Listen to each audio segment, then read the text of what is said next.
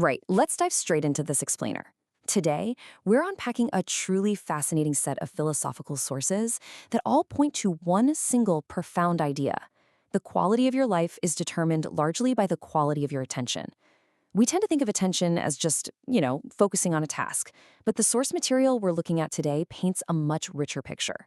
It's really about how we pay attention to others, to our own internal minds, and to the full geometry of the situations we find ourselves in. So here's our roadmap for today. We'll be hitting 5 key areas. 1. Relevance over reverence. 2. The mental reverse clause. 3. The lowercase stoic. 4. Angles above angles. And finally, 5. The foundation of gratitude. Starting off with section 1, relevance over reverence, the opening wager. Let's look at an interpersonal challenge that sets the tone for everything else. This idea completely flips a very traditional dynamic.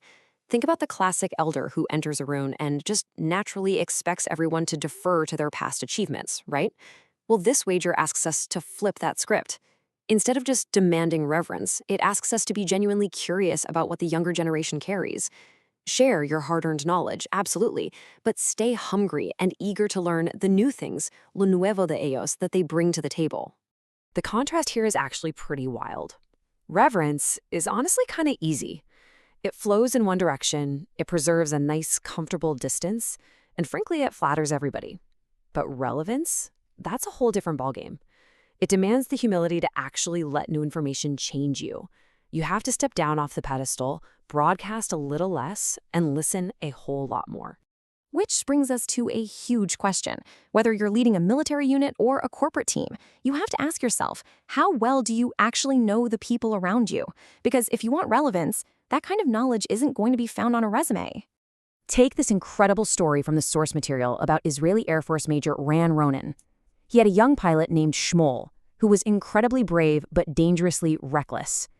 Now, Ronan's first instinct was to just drop the hammer and discipline the guy. But, as Stephen Pressfield recounts, Ronan remembered a brilliant piece of wisdom from Moshe Dayan. You would much rather have to rein in a fiery warhorse than prod a reluctant mule. You want people with fire in them. So Ronan chose to harness that fire. Instead of shouting, he got genuinely curious. And he found out that Shmuel's recklessness actually stemmed from a deep childhood trauma. His father was murdered before he was even born. Understanding that void changed everything. Ronan applied the exact wisdom you see in this beautiful Rumi quote.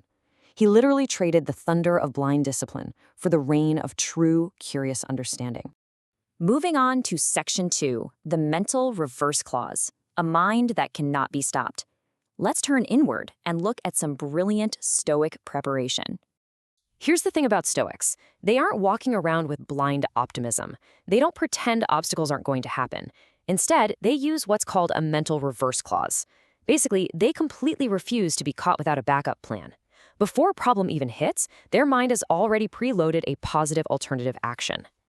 It actually turns Murphy's Law from a cynical joke into a strict tactical advantage. Just think about it. A friend betrays you, boom, reverse clause triggers. You use it to practice forgiveness. A catastrophe hits, you refuse to break and immediately find a way to be useful. Someone accidentally deletes all your hard work. Well, scratch being angry. Now you just have the opportunity to build it even better. It is literally an unstoppable mental architecture. The philosopher Epictetus absolutely hits the nail on the head here. It is not what happens to you, but how you react to it. Notice how perfectly Commander Ronan executed this earlier. His first reaction was naturally anger, but his reversed clause was to hold that back and ask a deeper question. He turned the obstacle into a moment of profound leadership. That takes us to section 3, the lowercase stoic, embodying the philosophy. Because having mental tools doesn't mean a thing if you just talk about them. The sources highlight Antoninus Pius, the adopted father of the famous Roman Emperor Marcus Aurelius. Antoninus was what the text brilliantly calls a lowercase stoic.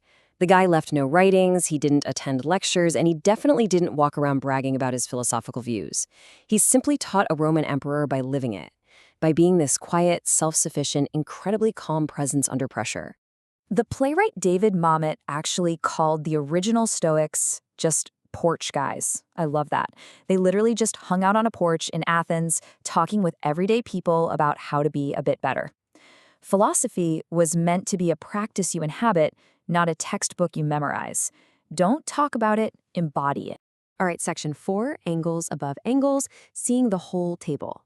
Let's zoom out to the macro level and see what ties all of this to modern strategy. When the strategist Robert Greene bought a pool table to decompress from writing, he realized something pretty profound. A beginner at pool just stares at the single ball they need to hit. An intermediate player, okay, maybe they think a few shots ahead. But the master is looking at the entire table. They see the full geometry of the game, including the invisible game happening inside their opponent's mind. They are always working the angles above the angles. And this translates directly to power and leadership in the real world.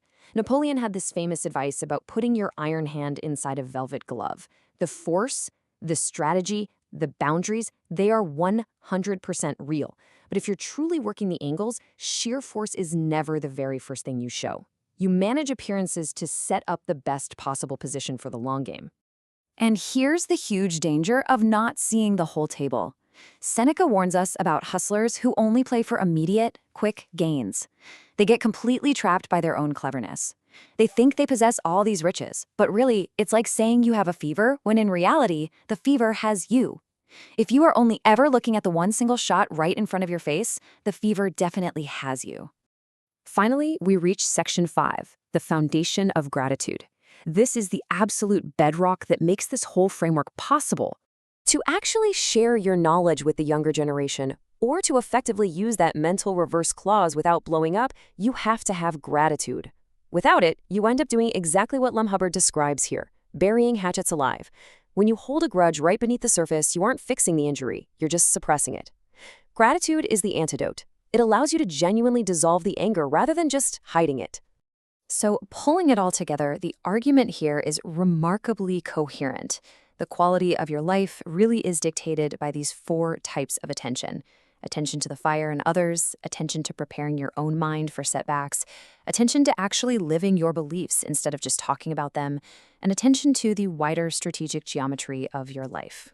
But listen, I want to emphasize that living an examined life shouldn't be some grim, miserable slog. The text leaves us with this fantastic Irish proverb about a good laugh and a long sleep. Those porch guys, the ancient Stoics, they laughed, they joked, they thoroughly enjoyed life. Marcus Aurelius was famous for his humor. The ultimate goal of all this intense focus isn't to become a cold robot. It's simply to become warmly and fully present to the life you have. I'm going to leave you with this one final thought to chew on today. When you look at your own work, your relationships, and the inevitable challenges coming your way, which game are you actually playing? Are you just reacting to the single ball right in front of you, or are you seeing the whole table? Keep working those angles, and we'll catch you on the next explainer.